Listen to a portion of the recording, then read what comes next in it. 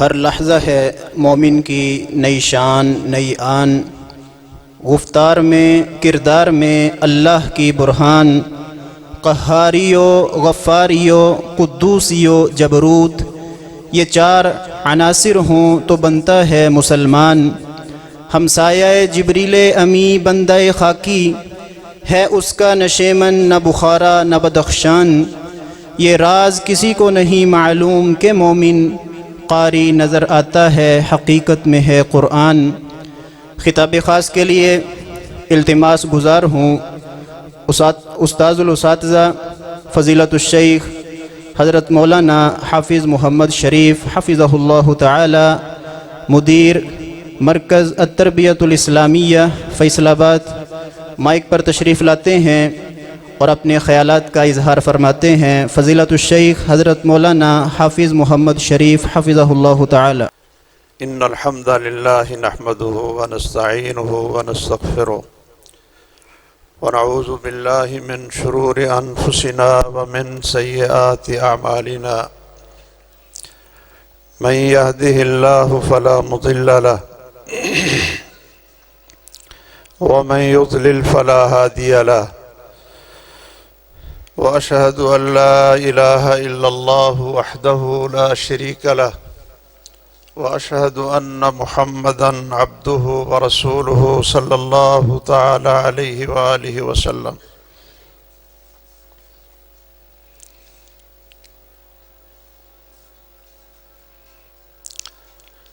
اما بعد فاعوذ باللہ من الشیطان الرجیم۔ ان هذا القرآن يهدي للتي هي اقوم، ويبشر المؤمنين الذين يعملون الصالحات أن لهم أجرا كبيرا، وأن الذين لا يؤمنون بالآخرة أعتدنا لهم عذابا أليما۔ وقال صلى الله تعالى عليه وآله وسلم: ما لم تحكم أئمتكم بكتاب الله وسنة رسول الله صلى الله تعالى عليه وآله وسلم إلا جعل الله بأسهم بينهم۔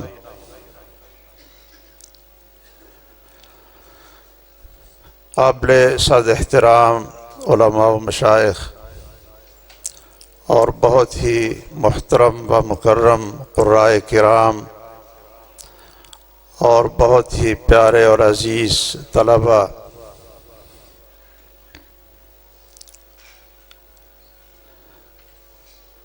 آپ ابھی حضرت محترم قاری نوید الحسن صاحب حفظہ اللہ وسلمہ وبارک فیہ ان کی تلاوت سن رہے تھے، اور میرے سامنے وہی منظر بار بار آ رہا تھا کہ شاہ حبشہ اصحمہ نجاشی، اس کی بھی ایک مجلس تھی، اور وہاں بھی ایک عظیم القدر جلیل الشان قاری نے اسی صورت کی تلاوت کی جو صورت آپ محترم قاری صاحب سے سن رہے تھے۔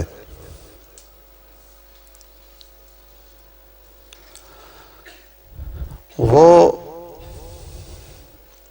ایسا دربار تھا جو اس دور کے بادشاہ اپنا رعب، اپنی ہیبت اور اپنا دبدبہ جمانے کے لیے منعقد کرتے تھے، اور وہ ایسا دربار تھا کہ جس میں بطور مجرم اور ملزم ان لوگوں نے پیش ہونا تھا جن کو اللہ عز الجلال نے قرآن مجید کی نعمت سے نوازا تھا۔ جب مسلمانوں پر مکہ کی زمین تنگ کر دی گئی تو وہ صرف اپنی جان اور دین بچانے کے لیے حبشہ کی طرف چلے جاتے ہیں، اور اہل مکہ اپنے 2 سفیروں کو بھیجتے ہیں جو اپنے دور کے بہت ہی وکیل اور فصاحت و بلاغت سے اپنا دعویٰ ثابت کرنے والے انہوں نے بادشاہ کو جا کر کہا کہ ہمارے کچھ مجرم لوگ بھگوڑے ہو کر آپ کے پاس آئے ہیں، ہم ان کو واپس لینے کے لیے آئے، اور ان کا یہ عقیدہ بھی ہے کہ عیسیٰ علیہ السلام اللہ کے بندے ہیں، اللہ کے رسول ہیں، اور تم کہتے ہو کہ وہ اللہ کے بیٹے ہیں اور اللہ تعالی ہیں۔ ان لوگوں کا عقیدہ بھی اور ہے اور ان کا چال چلن بھی اور ہے، ہم ان کو واپس لینے کے لیے آئے ہیں، اور بہت سے تحفے اور تحائف دے دی۔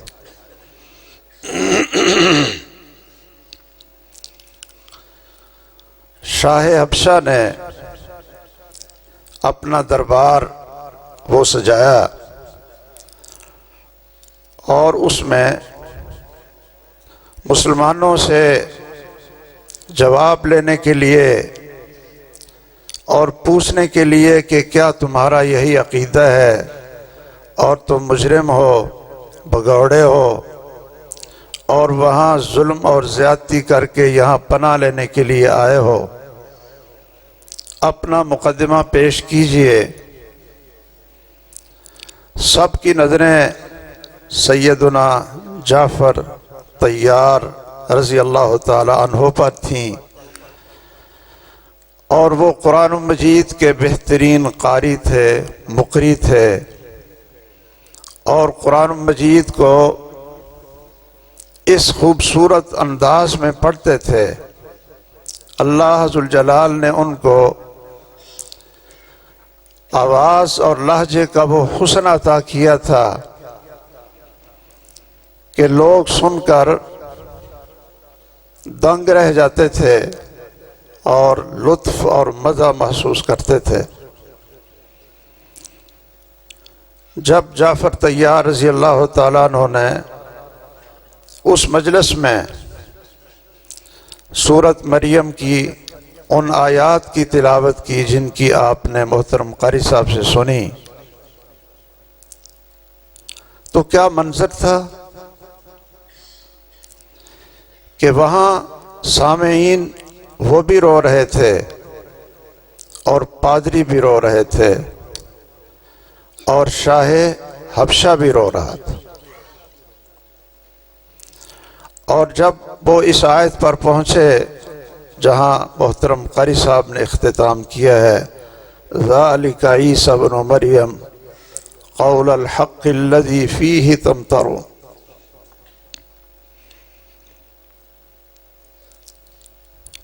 تو شاہ حبشہ نے ایک تنکا اٹھایا اور کہنے لگا کہ جو کچھ انہوں نے عیسیٰ علیہ السلام کے بارے میں ان آیات میں بیان کیا ہے، وہ اس سے زیادہ ایک تنکے سے بڑھ کر بھی نہیں ہے۔ حقیقت ہے مجھے کبھی ان آیات کو پڑھتے ہوئے ذہن میں یہ بات آتی ہے کہ ہمارا قرآن مجید تو پوری عیسائیت کا محسن ہے، اور بڑے غافل ہیں وہ لوگ اور ناواقف ہیں قرآن مجید کے اس احسان سے کہ پوری دنیا یہود سیدہ مریم رضی اللہ تعالی عنہا کو بدکار کہتی تھی، اور ہمارے قرآن نے اس انداز سے ان کی صفائی، طہارت اور برات کا اظہار کیا ہے اور فرمایا ہے وَأُمُّهُ صِدِّیقَةٌ، کہ تم جس ماں کو بدکار کہتے ہو وہ تو سچائی اور طہارت کی پیکر ہے۔ اگر یہی احسان مسلمانوں کا اور مسلمانوں کے قرآن مجید کا عیسائی دنیا پر صرف ایک ہی ہوتا تو حقیقت ہے کہ وہ کبھی بھی قرآن مجید کی گستاخی نہ کرتے اور مسلمانوں کے ممنون رہتے۔ میں نے اس واقعے کے اشارے سے بتلانا یہ تھا کہ یہ قرآن مجید جو اللہ ذوالجلال نے ہمیں عطا کیا ہے، اس سے بڑا اللہ کا احسان اور اس کی رحمت ہمارے اوپر اور کوئی نہیں۔ الرحمن، وہ رحمان ہے، اور اس کے رحمان ہونے کا ایک اثر، ایک نشانی علم القرآن، کہ اس نے اس امت کو قرآن مجید عطا کیا ہے، قرآن مجید سکھایا ہے۔ اس قرآن مجید کی شان کیا ہے؟ اس کو پڑھنا، اس کو سیکھنا، اس کو پڑھانا، اس کو جاننا اور اس پر عمل کرنا، اس کو معاشرے میں پھیلانا۔ حقیقت ہے کہ اگر یہ چیزیں ہمیں نصیب ہو جائیں تو پھر ہماری دنیا بھی خوبصورت ہے اور آخرت بھی خوبصورت ہے۔ قرآن مجید وہ اللہ کی کتاب ہے کہ جس کو پڑھنے اور سننے سے ہی وہ مزہ اور وہ لطف آتا ہے کہ دنیا کا نہ کوئی گانا، نہ کوئی کلام اور نہ کوئی اشعار، ان کے اندر وہ دل کا سرور ہے جو صرف قرآن مجید کی لفظی تلاوت کے اندر ہے۔ اور بڑے بڑے عرب کے شعراء جو سردار شمار ہوتے تھے اور جن کے کلام کو بیت اللہ کی دیواروں کے ساتھ لکھ کر پوری دنیا میں مشہور کیا جاتا تھا، جب ان کو قرآن مجید کی نعمت ملی ہے تو سیدنا عمر رضی اللہ تعالیٰ عنہ نے اس شاعر کو بلایا اور کہا کہ آپ نے شعر بولنے چھوڑ دیے، کوئی اشعار تو سنائیے۔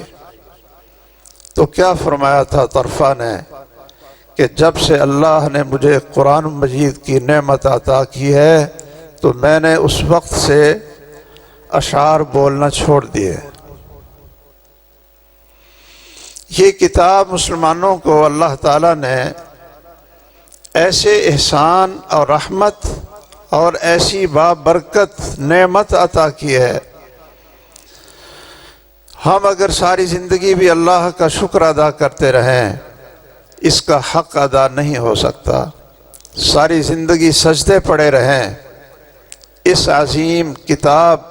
کی عظیم نعمت کا حق ادا نہیں ہو سکتا۔ اس کی تلاوت، اس میں اللہ ذوالجلال نے وہ حسن رکھا کہ جنہوں نے اس قرآن کو سیکھا، محمد الرسول اللہ صلی اللہ علیہ وسلم نے سکھایا، ان کی راتیں گزرتی تھیں تلاوت سے۔ سیدنا ابو بکر کے بارے میں رضی اللہ تعالیٰ عنہ ان کی سیرت میں لکھا ہے کانا طلاءً بکاءً، کہ ابو بکر رضی اللہ تعالیٰ عنہ رات کو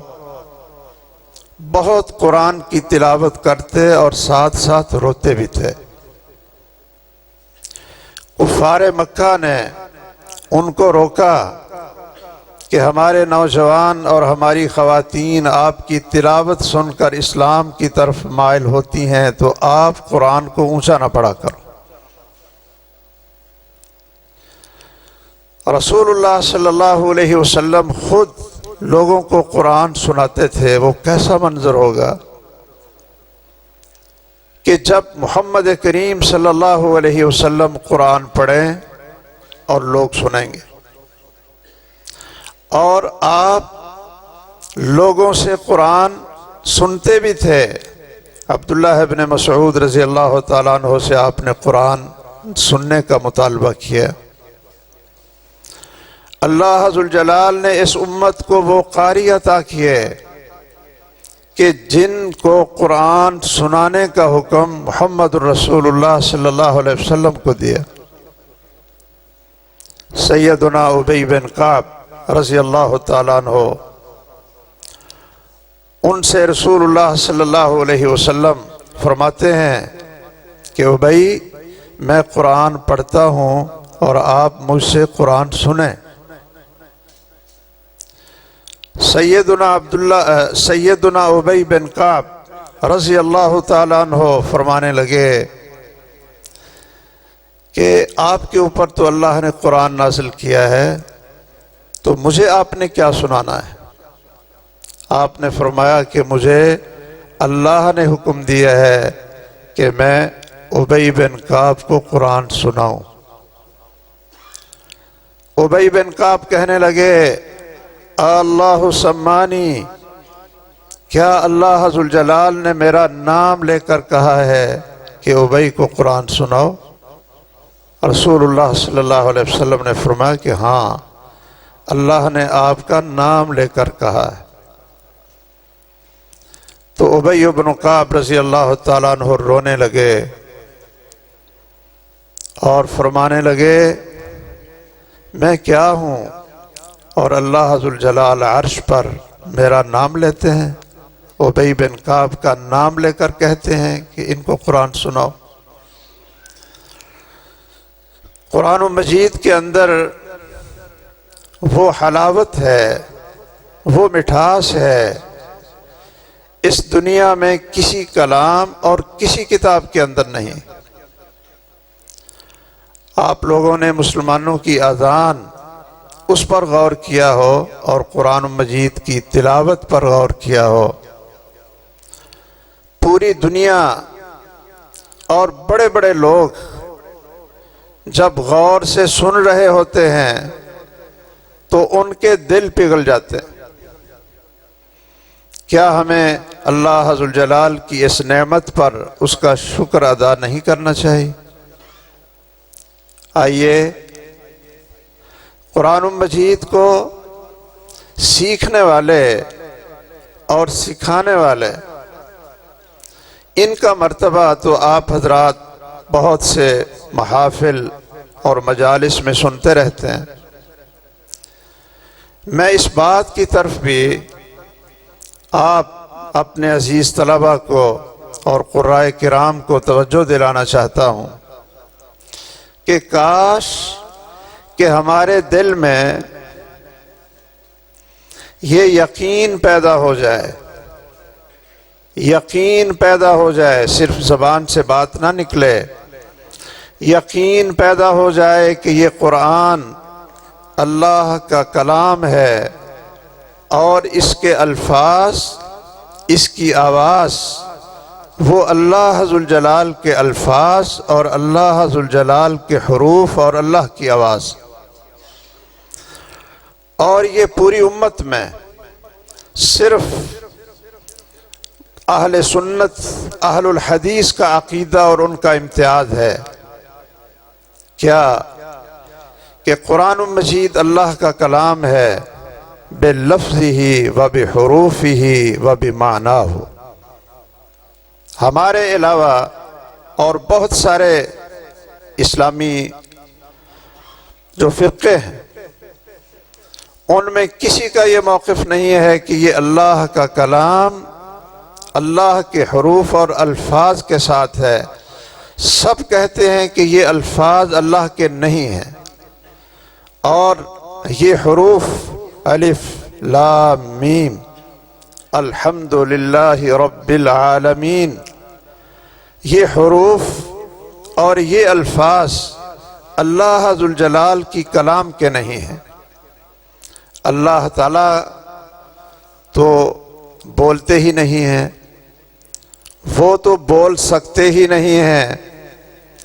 اللہ ذوالجلال کی کلام صرف اس کے دل اور اس کے نفس میں ہے، نہ اس کا کوئی حرف ہے اور نہ اس کے کوئی الفاظ ہیں، اور یہ جتنے الفاظ اور حروف اور آواز بولی اور سنائی جاتی ہے یہ تو مخلوق ہے، یا تو جبرائیل علیہ السلام کے کلمات ہیں یا محمد الرسول اللہ صلی اللہ علیہ وسلم کے کلمات ہیں۔ یہ صرف شرف اللہ نے صرف اہل الحدیث کو دیا کہ آج بھی ہم کہتے ہیں کہ قرآن مجید اللہ کا کلام ہے، الفاظ کے ساتھ، حروف کے ساتھ، اور اللہ ذوالجلال کی آواز کے ساتھ۔ اسی لیے اللہ ذوالجلال نے ان حروف اور لفظوں کی بھی حفاظت کی ہے، اس لہجے کی بھی حفاظت کی ہے۔ جو لہجہ، جو انداز اور الفاظ کی ادائیگی محمد الرسول اللہ صلی اللہ علیہ وسلم کو سکھائی جبرائیل علیہ السلام نے، اور وہی لہجہ اور ادائیگی اور الفاظ اور حروف کا ضبط محمد الرسول اللہ صلی اللہ علیہ وسلم نے اپنے شاگردوں کو سکھایا۔ آپ سن رہے تھے یہ تجوید اور قراءات، یہ در حقیقت قرآن مجید کے الفاظ، بلکہ اللہ ذوالجلال کے الفاظ اور اللہ کے حروف، ان کا ضبط ہے اور ان کا تحفظ ہے، اور یہ اس وعدے کی سچائی ہے جو اللہ ذوالجلال نے فرمایا اِنَّا نَحْنُ نَزَّلْنَا الذِّكْرَ وَإِنَّا لَهُ لَحَافِظُونَ۔ إِنَّ عَلَيْنَا جَمْعَهُ وَقُرْآنَهُ، آپ کے سینے میں اس کو محفوظ کرنا یہ بھی ہماری ذمہ داری ہے، وَقُرْآنَهُ، اور آپ کی زبان پر اللہ کے وہی الفاظ اور حروف کو جاری کرنا جیسے اللہ نے اتارے ہیں، یہ بھی ہماری ذمہ داری ہے۔ ثم ان علینا بیانہ، اور پھر ان الفاظ کا معنی اور اس کی تفسیر وہ بیان کرنا، وہ بھی ہماری ذمہ داری ہے۔ تو یہ تین ذمہ داری اللہ ذوالجلال نے اپنے سر پہ لی ہوئی ہے۔ اگر ہمیں یقین آ جائے کہ یہ قرآن اللہ کا کلام ہے، اللہ کی کتاب ہے، اس کی نعمت ہے، اللہ ذوالجلال کے علم کا حصہ ہے، اگر یہ یقین آ جائے تو پھر اس کے ساتھ یہ یقین بھی ہمارے اندر آ جانا چاہیے کہ اس دنیا میں سب سے اعلیٰ اور سب سے برتر اگر کوئی تعلیم ہے، کوئی علم ہے، تو وہ قرآن مجید کا علم ہے اور حدیث رسول صلی اللہ علیہ وسلم کا علم ہے۔ اگر ہمیں اس چیز پر یقین آ جائے، ویسے میں وہ حدیث دہرانا نہیں چاہتا جو آپ حضرات سن کر ماشاءاللہ آپ کو یاد ہو گئی ہیں، کہ یہ علم سب سے اعلیٰ ہے، اور اس علم کو سیکھنے اور سکھانے والے وہ بھی سب سے اعلیٰ ہیں اور سب سے برتر ہیں۔ آپ سنتے رہتے ہیں خیرکم من تعلم القرآن وعلمہ، تم میں سب سے بہتر وہی ہے جو قرآن کو سیکھتا اور سکھاتا ہے۔ آپ یہ بھی سنتے رہتے ہیں کہ رسول اللہ صلی اللہ علیہ وسلم کا فرمان ہے کہ یہ قرآن اقرأ القرآن فإنہ یأتی یوم القیامت شفیعا لاصحابی، کہ لوگوں قرآن پڑھو، قرآن پڑھو، یہ اپنے پڑھنے پڑھانے والوں کے لیے سفارشی بن کر آئے گا۔ اقرأوا سورۃ البقرہ، لوگوں سورۃ البقرہ پڑھو، فإن أخذها برکہ، کہ اس کو سورۃ البقرہ کو پڑھنا اور یاد کرنا یہ برکت ہی برکت ہے، اور اس کو چھوڑنا حسرت اور ندامت ہے۔ ولا يستطيعها البطلہ، جہاں قرآن پڑھا جائے دنیا کے بڑے بڑے جادوگر اس کا مقابلہ نہیں کر سکتے ہیں۔ قرآن مجید پڑھنے پڑھانے والے کے فضائل وہ آپ سنتے رہتے ہیں کہ اللہ کے نورانی فرشتے قرآن اور علم سیکھنے سکھانے والوں کے لیے اپنے پروں کو بچھا دیتے ہیں۔ اللہ ذوالجلال کی طرف سے ان کو وہ پروٹوکول ملتا ہے جو دنیا کے کسی بادشاہ کو نصیب نہیں ہوتا، اور کسی مالدار کو نصیب نہیں ہوتا، اور کسی وزیر کو نصیب نہیں ہوتا۔ لیکن پتہ نہیں ہمیں ان احادیث پر یقین ہے یا نہیں ہے، ہمارا رویہ ان فرامین کے بارے میں کیسا ہے، ہمارا خود اپنا اور اس قرآن سے اپنی نسبت رکھنے والوں کا۔ ہم یہ کہتے ہیں، ہم نہیں کہتے، محمد الرسول اللہ صلی اللہ علیہ وسلم نے فرمایا ہے کہ قرآن اور سنت کا علم رکھنے والوں کا پروٹوکول وہ کیسا ہے۔ اللہ ذوالجلال کے سارے فرشتے، زمین و آسمان کے فرشتے، یہ کتنی تعداد ہوگی؟ وَمَا يَعْلَمُ جُنُودَ رَبِّكَ إِلَّا هُوَ۔ رسول اللہ صلی اللہ علیہ وسلم فرماتے ہیں کہ میں نے جب آسمانوں کو دیکھا ہے تو ہر آسمان پر کوئی ایک بالشت جگہ بھی نہیں تھی کہ جہاں کوئی فرشتہ اللہ کے سامنے سجدے میں پڑھ کر سبحان اللہ الحمدللہ نہ پڑھ رہا ہو۔ ساتوں آسمان بھرے ہوئے تھے، اور بیت المعمور جو ساتویں آسمان پر فرشتوں کا قبلہ ہے، یہ فرشتے اتنے ہیں کہ اگر کسی کو ایک دفعہ وہاں اللہ کی عبادت کا موقع مل جائے تو پھر اس کو دوسری دفعہ پوری زندگی جب سے پیدا ہوئے اور جب سے رہیں گے دوبارہ اس کو وہاں بیت المعمور میں جانے کا موقع نہیں ملے گا۔ اتنے اللہ کے فرشتے ہیں۔ زمین و آسمان کے فرشتے، زمین و آسمان کے ذرات، درخت اور حجر، آپ ان کو کر لیں اور ساری کائنات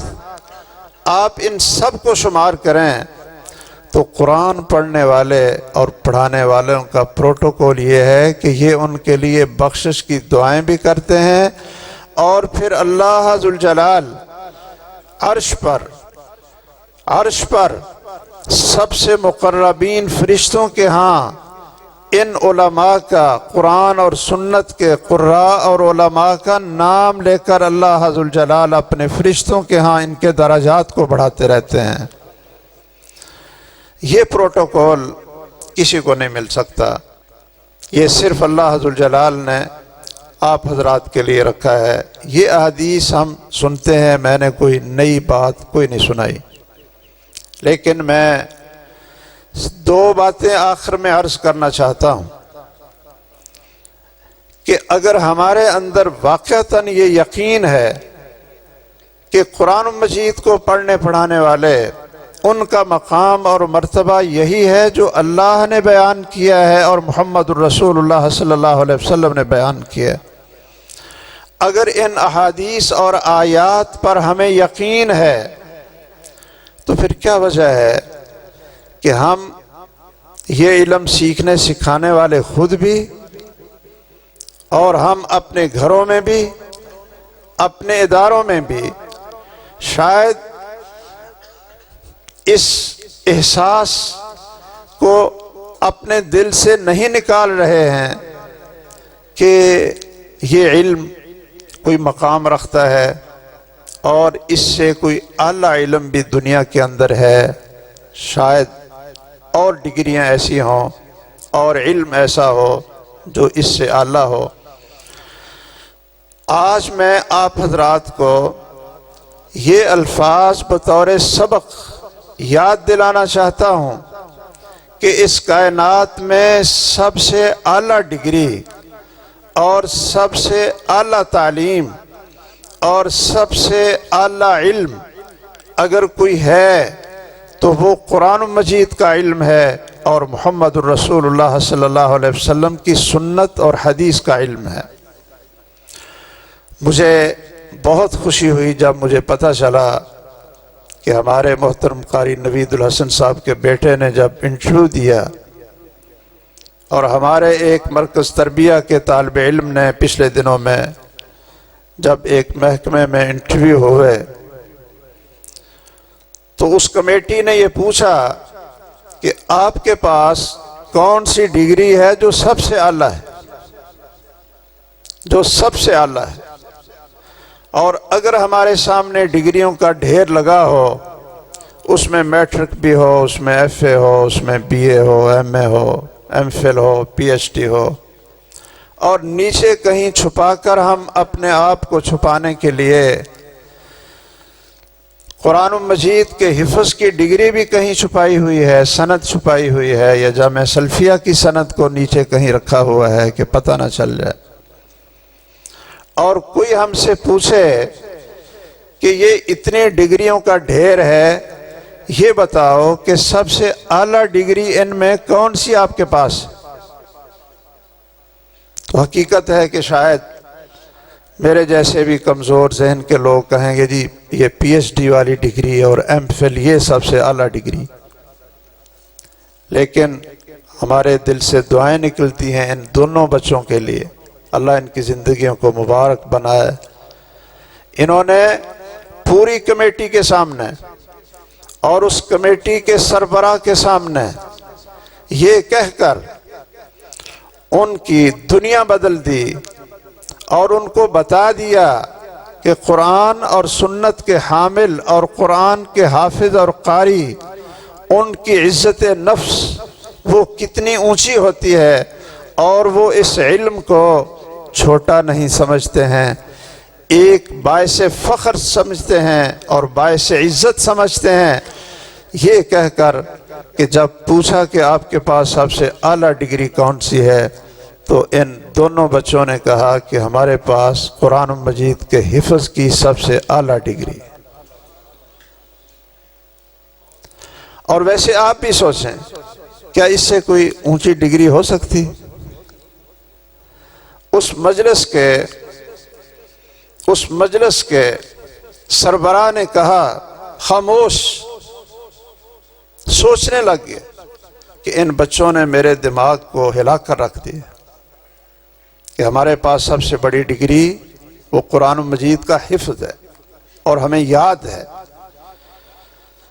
خاموشی طاری ہو گئی اور پوچھا کہ بیٹا کہ آپ نے کیا بات کہہ دی؟ آج تک تو ہم یہی سنتے رہے اور پڑھتے رہے اور گھروں سے ہماری یہی تربیت ہوتی رہی کہ علامہ اقبال رحمہ اللہ نے بچپن میں جب آنکھ کھولی تو قرآن مجید ناظرہ انہوں نے اپنے محلے کے قاری صاحب اور مولوی صاحب سے پڑھا، اور پھر انہوں نے اسکول میں میٹرک کر لیا، ایف اے کر لیا، اور اعلیٰ تعلیم کے لیے وہ لندن چلے گئے۔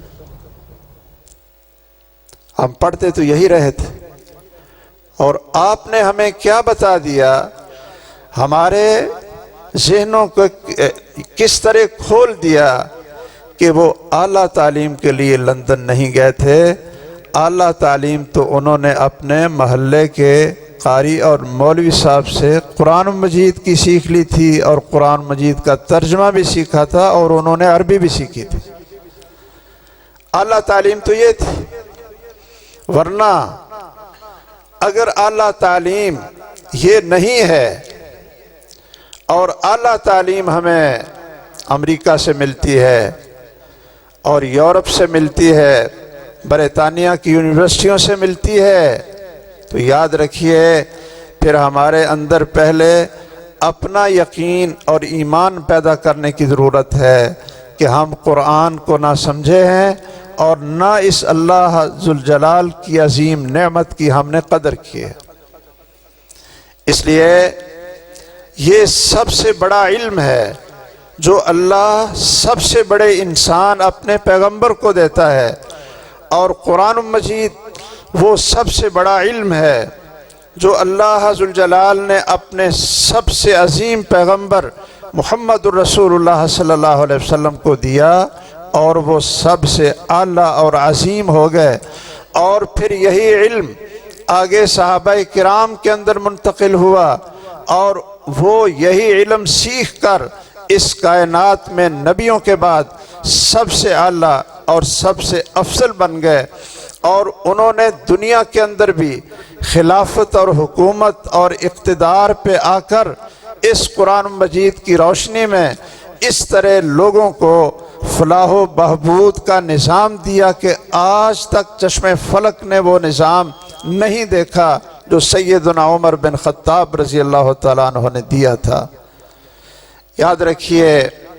آپ کے پاس جو علم ہے وہ سب سے اعلیٰ ہے، سب سے اونچا ہے، اور باقی جو چیزیں ہیں وہ تو ہماری ضرورت ہیں۔ آپ یہ قطعا نہ سمجھیں کہ ہم انگلش پڑھنے پڑھانے کی مخالفت کرتے ہیں، ڈاکٹر بننے کی مخالفت کرتے ہیں، انجینئر بننے کی مخالفت کرتے ہیں، نہیں، بنیں اور اس میدان میں بھی آپ آگے آئیں۔ یہ ایک صرف ضرورت ہے، زندگی کا مقصد نہیں ہے، اور زندگی کا مقصد اگر ہے تو وہ قرآن اور سنت کی تعلیم اور اس کے مطابق اپنی زندگی کو بنانا ہے، یہ مقصد زندگی ہے۔ اور باقی جتنے علوم و فنون ہیں وہ سارے کے سارے ضروریات زندگی ہیں۔ صحیح ہے، بہت سے لوگ کہتے ہیں جی یہ قرآ اور مولویوں نے کیا کیا، سائنسدانوں نے تو یہ بلب بنایا اور پوری دنیا کو روشن کر دیے۔ بھائی، یہ بلب بنانے سے پہلے اللہ عز الجلال نے یہ سورج اور چاند پیدا کر کے پوری دنیا کو روشن کر دیا تھا، لیکن جو روشنی ایک قاری اور ایک عالم لوگوں کو دے سکتا ہے، وہ دنیا میں سارے بلب جلا دیں، وہ روشنی نہیں مل سکتی۔ اور وہ روشنی کیا ہے؟ آپ سورج کی روشنی اور پوری دنیا کے بلب کی روشنی اکٹھی کر لیں، لیکن دل کا زنگ اور دل کے اندھیرے وہ دور نہیں کر سکتی۔ اگر دل کا زنگ اور دل کی صفائی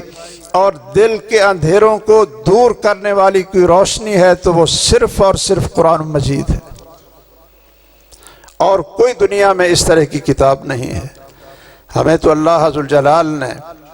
یہ کتاب عطا فرمائی تھی، اور یہ ہمیں اگر یقین آ جائے، میں اپنے طلباء سے بھی اور ان کے والدین سے بھی یہ بات عرض کرنا چاہتا ہوں کہ اگر آپ کو یہ دیکھنا ہو کہ واقعتاً ہم نے خود اس قرآن کے علم کو نیچے کیا ہے، اس کو ادنا سمجھا، کیسے؟ ہمارا رویہ یہی ہے کہ ایک دیندار آدمی ہے اور ماشاءاللہ دین سے محبت کرنے والا، اداروں سے محبت کرنے والا، اس کے گھر میں اس کے بیٹے اور بیٹیوں کو انگلش پڑھانے والے ٹیچر بھی آتے ہیں، میتھ پڑھانے والے بھی آتے ہیں، اور انہوں نے ایک قاری صاحب یا مولوی صاحب بھی رکھے ہوتے ہیں جو بچوں کو قرآن پڑھائیں اور بچوں کو ترجمہ سکھائیں، دونوں آتے ہیں۔ لیکن ہمارا رویہ کیا ہوتا ہے؟ یہ میں خود اپنے سے شروع کرتا ہوں۔ ہمارا رویہ کیا ہوتا ہے کہ اگر انگلش پڑھانے والا تشریف لائے، ہمارے لیے محترم ہیں، جتنے ایک عام آدمی بھی ہمارے لیے مسلمان محترم ہے، اور چاہے جائے کہ ایک ٹیچر ہو، استاد ہو، ہماری سار آنکھوں پر ہے، لیکن یہ تفریق دیکھیے، یہ فرق دیکھیے کہ اگر انگلش اور میتھ پڑھانے والا، سائنس پڑھانے والا آیا ہے اور بیل اس نے دی تو گھر سے یہی ہوگا کہ دیکھو بھی کون آیا، پتہ چل جائے کہ یہ انگلش اور میتھ پڑھانے والا تشریف لایا ہے، تو والدین بھی کہتے ہیں کہ بھئی جلدی کرو، جلدی کرو، ڈرائنگ روم کا دروازہ کھولو، سر جی تشریف لائے ہیں، سر جی آئے ہیں، اسی چلاؤ، اور پھر اس کی ضیافت کا بندوبست بھی کرو۔ اچھی بات۔ اور جب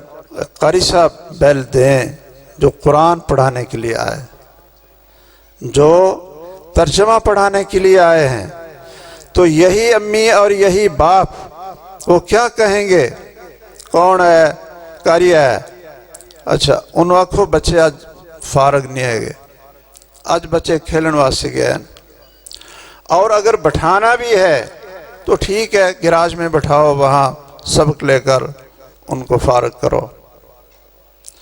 اب ان بچوں کا ذہن کیا بنے گا کہ جو قرآن پڑھانے والا ہے اس کی کیا عزت ہے، اس علم کو ہم نے کیا اہمیت دی، اور جو دوسرے علوم پڑھانے والا ہے اس کو ہم نے کتنا اونچا کیا، اور یہی ذہنیت آگے منتقل ہوگی۔ بچہ جب جوان ہوگا اس کو پتہ ہوگا کہ اگر میں نے سرچی کہنا ہے تو یہ انگلش والے کو کہنا ہے، اور اگر کسی کو نظر انداز کرنا ہے تو وہ قاری صاحب کو کرنا ہے اور عالم کو کرنا ہے۔ یہ ہمیں پتہ ہونا چاہیے۔ اگر ہماری یہی ذہنیت ہے اور یہی ہمارے اندر نظریہ یہ موجود ہے کہ ہم آج بھی ڈاکٹر کی تعلیم کو، اس کے علم کو سب سے اونچا سمجھتے ہیں، اور قرآن مجید کے علم کو اور اس علم کے سکھانے والے کو ہم نیچا سمجھتے ہیں، تو پھر ہماری اس بدقسمتی کے دن کبھی نہیں بدل سکتے۔ کاش کہ یہ باپ کو جب پتہ چلتا کہ باہر تو قرآن کا قاری آیا ہے جس کا ادب اور احترام اللہ نے سکھایا، اور جس کا ادب اور احترام محمد الرسول اللہ صلی اللہ علیہ وسلم نے سکھایا، اور جس کا ادب اور احترام خلفائے راشدین اور صحابہ کرام نے سکھایا، اور دوڑتا ہوا بغیر جوتے کے باہر بھاگے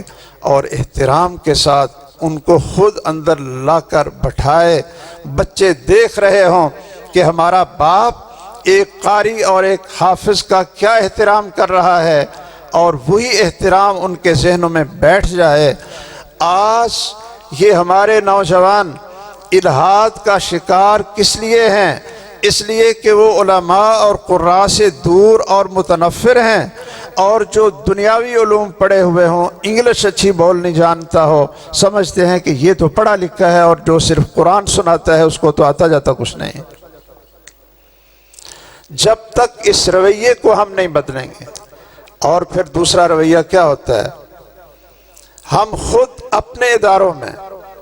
اپنی مسجد میں اور اپنے پروگراموں میں ہم ایک محترم قاری صاحب کو وہ اہمیت نہیں دیتے جو صرف ایک تاجر کو دیتے ہیں۔ دونوں کو دیں، تاجر کو دیں اہمیت، لیکن سب سے زیادہ عزت کے لائق وہ قرآن کا حافظ اور قاری ہے اور دین کا عالم ہے۔ اور جب ہمارے گھروں میں تنخواہ دینے کا ٹائم آتا ہے تو پھر کیا ہوتا ہے کہ جو انگلش اور دوسری چیزیں پڑھاتے ہیں، بچے دیکھتے ہیں کہ ہمارے والدین کا ان کی خدمت کا کیا رویہ ہے، اور جو قرآن پڑھانے والا اور ترجمہ پڑھانے والا ہے اس کی خدمت کا کیا رویہ ہے۔ یہ ہر گھر کی بیماری، یہ ہمارے گھروں کی بھی یہ بیماری ہے۔ ہم جب تک اس کو نہیں بدلتے اتنی دیر تک بچوں کے ذہن میں یہ روح کیسے بیدار ہوگی کہ جو علم ہم نے حاصل کیا ہے یہ سب سے اونچا علم ہے، اور ہم ہر صورت میں اس راستے پر چلیں گے، کیسے بھی کٹھن مشکلات اور مراحل آئیں ہم اس میدان کو نہیں چھوڑیں گے، اس لیے کہ یہ اس شخص کی وراثت ہے جو اس دنیا کا سردار تھا، محمد الرسول اللہ صلی اللہ علیہ وسلم کی وراثت ہے۔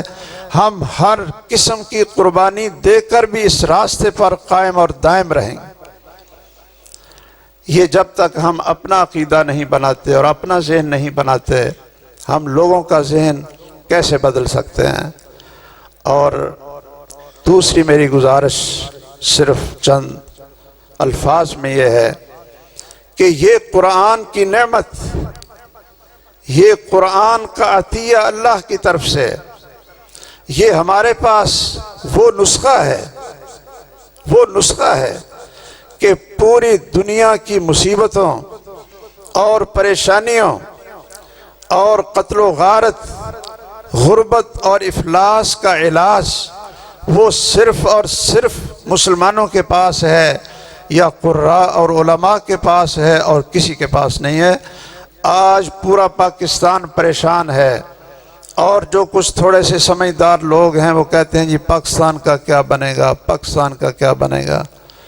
اور کل کیا ہوگا، پرسوں کیا ہوگا، اور یہ کیسے درست ہو سکتا ہے۔ میرا اور آپ کا یہ یقین ہونا چاہیے، یہ یقین ہونا چاہیے کہ پاکستان اگر درست ہو سکتا ہے، اس کی پریشانیاں ختم ہو سکتی ہیں، اس کے لیے کسی لمبے چوڑے پروگرام اور کانفرنسوں کی ضرورت نہیں ہے۔ یہ اللہ ذوالجلال کے فیصلے ہیں، محمد الرسول اللہ صلی اللہ علیہ وسلم کی پاکیزہ اور سچی زبان سے نکلی ہوئی باتیں ہیں کہ آج تم تہیہ کر لو کہ یہ قرآن تمہاری زندگی میں، گھر میں بھی، دکان میں بھی، کاروبار میں بھی، اور صدر ہاؤس میں بھی، اور وزیر اعظم ہاؤس میں بھی، اور آرمی چیف ہاؤس میں بھی، اور نیچے سے اونچی جتنی عدالتیں ہیں وہاں قرآن مجید رکھ دیں، اور قرآن کے اور رسول اللہ صلی اللہ علیہ وسلم کی حدیث کے مطابق فیصلے کرتے جائیں، ہمارے پاکستان کے چھوٹے سے بڑے سارے مسائل حل ہو جائیں۔ باقی طریقے آپ نے آزمائے، ماشاء اللہ لگا کر بھی آزمایا، سول حکومتیں بنا کر بھی آزمائیں، اور وہ ناکام اس لیے ہوئے کہ نہ ان کے پاس قرآن تھا، اور نہ ان کے پاس محمد الرسول اللہ صلی اللہ علیہ وسلم کی سنت تھی۔ ہماری اسمبلیاں کیا تھیں؟ ان کو تو قرآن کی تلاوت کے لیے باہر سے قاری لانا پڑتا تھا۔ ہمارے جتنے سیرت کے پروگرام حکومت کرواتی تھی، ان کو ابتدا کرنے کے لیے، تلاوت کرنے کے لیے، ان کو مدارس سے قاری صاحب کو بلانا پڑتا تھا۔ کئی شہر میں تقریبیں ہوتی تھیں اور کہتے تھے جی کوئی اچھے ایسے قاری صاحب کو ہمیں دیں، وہ تلاوت کر دیں، تو ہم قاری نوید صاحب کو بھیج دیتے تھے کہ چلو آپ وہاں جا کر تلاوت کراؤ۔ جب تک یہ ہماری جو اسمبلیاں ہیں، یہ کون لوگ بیٹھے ہیں، اور ہمیں ماشاءاللہ جو تحفے ملے ہیں، یہ لندن کے پڑھے ہوئے، یورپ کے پڑھے ہوئے، باہر کے پڑھے ہوئے، اعلیٰ تعلیم لے کر ہماری معیشت کا نظام بنانے والے، ہماری سیاست چلانے والے، انہوں نے اس ملک کو یہاں تک پہنچایا ہے کہ آج 23 کروڑ عوام، بچے، عورتیں، بوڑھے سب پریشان ہیں کہ ہماری زندگی کیسے گزرے گی۔ انہوں نے اس ملک کو برباد کر کے رکھ دیا، اور اس بربادی کا سب سے بڑا سبب کیا ہے کہ کاش کہ ان کو قرآن کا پتہ ہوتا اور محمد الرسول اللہ صلی اللہ علیہ وسلم کی حدیث کا پتہ ہوتا۔ حالت تو ان کی یہ ہے کہ جب کسی کو کہا جائے کہ چلو سورۃ اخلاص ہی پڑھ دو، وہ پڑھنی نہیں آتی، خاتم النبیین کا لفظ پڑھنا نہیں آتا۔ بدقسمتی ہے اس ملک کی جو اسلام کے نام پر حاصل ہوا، لیکن اس پر قابض اگر اس کا اقتدار علماء کے پاس ہوتا، قراء کے پاس ہوتا، قرآن اور سنت سے اس نظام کو چلایا جاتا، تو حقیقت ہے کہ پوری دنیا کے اندر یہ وہ مثال ہوتا جو سیدنا عمر بن خطاب رضی اللہ تعالیٰ عنہ کی خلافت کی مثال تھی۔ کہتے ہیں کہ یہ اسمبلی ایک شورا کی شکل ہے۔ صحیح بخاری کے اندر موجود ہے کہ عمر بن خطاب رضی اللہ تعالیٰ عنہ اپنی شورا کے اندر کن کو رکھتے تھے؟ جو سب سے زیادہ قرآن کے قاری اور عالم ہوتے تھے، عمر اگرچہ چھوٹی ہو۔ انہوں نے عبداللہ ابن عباس رضی اللہ تعالیٰ عنہ کو اپنی شورا کا ممبر بنایا۔ لوگوں نے اعتراض کیا کہ ہمارے بچے بھی ہیں، عبد الرحمن بن عوف اور اس طرح اور جو اکابر صحابہ تھے، کہ ہمارے بچے بھی ہیں، آپ عبداللہ بن عباس کو شورا میں بٹھاتے ہو اور ہمارے بچوں کو نہیں بٹھاتے ہو۔ سیدنا عمر رضی اللہ تعالیٰ عنہ کہنے لگے اچھا میں آپ کو ابھی بتا دیتا ہوں کہ عبداللہ بن عباس کو کیوں بٹھاتا ہوں، یہ چھوٹی عمر کا ہے، اور آپ کے بیٹوں کو کیوں نہیں بٹھاتا ہوں، ابھی آپ کو بتا دیتا ہوں۔ انہوں نے پوچھا تم بتاؤ کہ سورت اذا جاء نصر اللہ والفتح اس کا معنی اور اس کی تفسیر کیا ہے؟ تو سب بڑے بڑے بھی کہنے لگے کہ یہ اللہ کی طرف سے خوشخبری ہے، اللہ کی مدد آئے گی، فتح آئے گی، لوگ اسلام میں داخل ہو جائیں گے۔ فرمانے لگے اچھا، کہا عبداللہ تم بتاؤ، عبداللہ تم بتاؤ۔ عبداللہ ابن عباس رضی اللہ تعالیٰ عنہ فرمانے لگے کہ اس آیت کا مقصد یہ ہے کہ رسول اللہ صلی اللہ علیہ وسلم کو بتا دیا گیا تھا کہ آپ کی دنیا کی زندگی اور مشن یہ پورا ہونے والا ہے اور آپ اللہ کے پاس جانے والے ہیں، آپ فوت ہونے والے ہیں۔ تو سب کہنے لگے کہ ہاں، یہ جو عبداللہ بن عباس کی تفسیر ہے یہ سب سے اچھی اور سب سے اعلیٰ تفسیر ہے۔ مقصد یہ ہے کہ ہم خواب دیکھیں خلافت عمر کے، اور ہمارے اصحاب اقتدار وہ لوگ ہوں جن کو اوپر دیکھ کر قرآن پڑھنا نہ آتا ہو، ان کو نماز پڑھنی نہ آتی ہو۔ یاد رکھیے یہ نسخہ ہے ہمارے پاس۔ ہم دعا کرتے ہیں شاید پاکستان کی تاریخ میں پہلا حافظ قرآن وہ آرمی چیف بنا ہے، اور ہمیں اس چیز کی بہت خوشی ہے، ہمیں اس چیز کی بہت خوشی ہے۔ باقی آرمی چیف تو بڑے بنتے آئے، اور ہمیں کس لیے خوشی ہے کہ اس کے سینے میں اللہ کی کتاب ہے، اللہ کا قرآن ہے۔ کاش شاید چودھری صاحب تو کوئی بندوبست کر سکتے ہیں، یہ احساس دلایا جائے کہ یہ قرآن صرف سینے میں نہ رکھو، اس قرآن کو ذرا نکالو اور پاکستان کے نظام کے اندر لے آؤ، اس پاکستان کی تقدیر بدل جائے گی۔ اور یہ 23 کروڑ عوام آپ کو دعائیں دیں گے کہ کوئی انسان یہاں حکمران بنا تھا۔ ان سے پہلے تو کوئی شاید انسان بھی محسوس نہیں ہوتے کہ جو ہمارے اندر یہ اقتدار اور حکومت کی کرسی پر جھولتے رہے ہیں۔ یاد رکھیے آپ لوگوں کے پاس وہ نسخہ ہے، آپ اپنے اندر ہمت پیدا کریں، جرأت پیدا کریں، آپ اپنے آپ کو بیکار نہ سمجھیں، آپ قرائے کرام اپنے آپ کو ہیرا سمجھیں، اور ہمت اور جرأت کے ساتھ قرآن اور سنت کو لوگوں میں ہر مجلس کے اندر پیش کریں، اور بلا جھجک پیش کریں کہ اگر تمہاری بیماریوں کا مداوع اگر کوئی ہے تو وہ صرف ہمارے پاس ہے۔ جب تک اس کو نافذ نہیں کرو گے پاکستان اندھیروں میں ہی اسی طرح برباد ہوتا رہے گا، اور اس پر ایمان بھی پیدا کریں۔ اور میں آخر میں یہ گزارش بھی کروں گا کہ ہم کہتے تو ویسے یہ ہیں کہ جو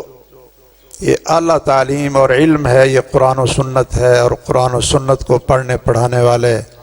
یہ سب سے اونچے ہیں، سب سے اعلیٰ ہیں۔ نورانی فرشتے بھی پر بچھاتے ہیں، خیرکم بھی ہے، افضلکم بھی ہے، خیارکم بھی ہے۔ اور قرآن کا قاری ہی دنیا میں بھی مسجد اور مصلی کا امام ہے، اور قبر میں بھی وہ اگر 2 دفن کیے جائیں تو وہی امام ہے، اور خلافت اور امارت کا امام بھی وہ قرآن کا قاری اور قرآن کا عالم ہی ہوتا ہے۔ تو اگر ہم واقعتاً یہ سمجھتے ہیں تو پھر ہمیں ان قرائے کرام کو وہ عزت بھی دینی ہوگی۔ جتنا یہ اپنا دماغ اور اپنی قوت وہ صرف کرتے ہیں بچوں کو پڑھانے کے لیے، تو حقیقت ہے کہ ہم تو ان کو سونے کے ساتھ تول کر بھی ان کا وزن کریں اور ان کو دیں تو ان کا حق ادا نہیں کر سکتے، ان کا حق ادا نہیں کر سکتے۔ تو چلو جو تھوڑ بہت کر سکتے ہیں وہ تنخواہیں اچھی بنائیں، اور یہ بہت اچھی بنائیں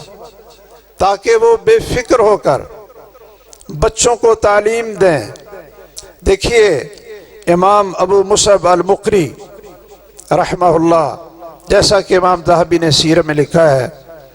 فرماتے ہیں کہ وہ لوگوں کو قرآن پڑھاتے تھے۔ ان کا کیا کام تھا؟ قرآن پڑھاتے تھے، قرآن یاد کرواتے تھے۔ ہوئے تو ان کے ایک شاگرد نے خواب میں دیکھا، ان سے پوچھا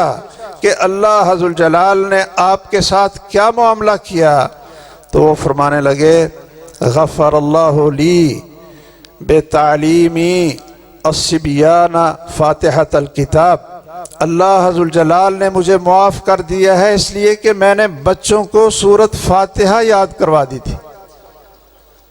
ایک سورت، صرف سورۃ الفاتحہ یاد کروائی تھی، اور اللہ نے مجھے اس کی وجہ سے میرے گناہوں کو بخش دیا اور مجھے جنت عطا کی۔ اور ہمارے قرائے کرام تو صرف سورۃ فاتحہ ہی نہیں، پورا قرآن اور اس کی قراءات اور تجوید، اس کی ادائیگی اور لہجے، یہ پورے کے پورے سکھاتے ہیں۔ ہاں، اللہ عز الجلال کے ہاں بہت اجر ہے، اور ہمیں بھی چاہیے کہ ہم ان کی قدر کریں۔ میں آخر میں بڑی معذرت کے ساتھ، یہ ہماری مادر علمی ہے، اس کی ہیبت ہے کہ یہاں ہم سے بات نہیں ہوتی، اور ویسے بھی گلا بھی صحیح نہیں تھا، لیکن حکم اس ہمارے عظیم بھائی اور ہمارے شیخ اور ہمارے دوست اور ہمارے مدیر تعلیم کا تھا کہ اور تو کئی جگہ پر ہم بہانے بونے کر لیتے ہیں، لیکن ادھر سے حکم جائے تو پھر کوئی جو عذر بھی ہو وہ بھی بہانہ نہیں بنتا۔ اس لیے ٹوٹے پھوٹے غیر مرتب سے الفاظ کے ساتھ میں نے کچھ چیزیں بیان کر دی ہیں۔ اللہ عز الجلال آپ کی زندگیوں کو مبارک بنائے، آپ کے والدین کو مبارک بنائے، آپ کے اساتذہ کو مبارک بنائے، اور اس ادارے کو اللہ عز الجلال تا قیامت قائم اور دائم اور اس کو ترقی پذیر فرمائے، اور اس کی خدمت کرنے والوں کے ہر کام میں اللہ عز الجلال زیادہ سے زیادہ برکت نصیب فرمائے۔ ہمیں اس پر بھی اللہ کا شکر ادا کرنا ہے کہ اللہ نے ہمارے چودھری صاحب کو ایسی انتظامیہ دی کہ جو ہمیشہ اساتذہ اور طلباء کا بہت خیال رکھنے والے، اور مبارک ہیں وہ لوگ جن کا کوئی پیسہ قرآن کی خدمت اور اس کی تعلیم پر خرچ ہوتا ہے، اور اس سے بہتر اس کائنات میں اور کوئی جگہ نہیں ہے۔ اور اللہ تعالیٰ اس ادارے کو سلامت رکھے، آپ لوگوں کو بھی اللہ عز الجلال سلامت رکھے۔ اقول قولی ھذا واستغفر اللہ لی ولکم، سبحانک اللہم وبحمدک، اشہد ان لا الہ الا انت، استغفرک واتوب الیک۔